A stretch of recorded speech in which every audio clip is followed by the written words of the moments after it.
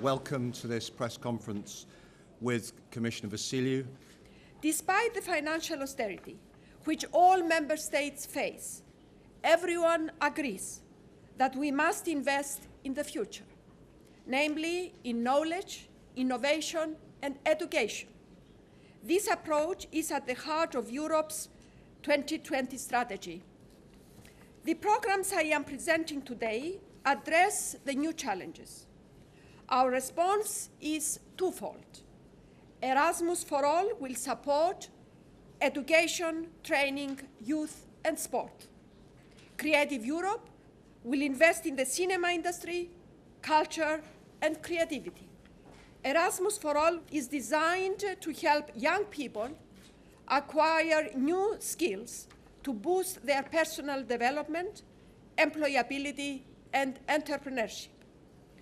2/3 of the program targets learning mobility. It will also enhance teaching quality in the EU and beyond, as well as providing support for member states and non-EU countries in modernizing their education and training systems by making them more responsive to labor market needs. For instance, Erasmus for All will also promote youth participation in society and create a European dimension in grassroots sports. The Creative Europe program will help professionals and companies to seize these opportunities and reach new markets, both in Europe and beyond.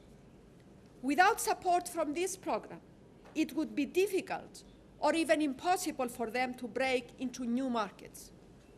It is proposed that Creative Europe would have a budget of 1.8 billion euros over the 7-year period.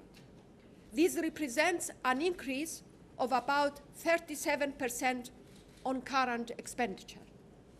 The program will feature 3 pillars: cinema, culture, and a cross-sectoral strand to boost innovation.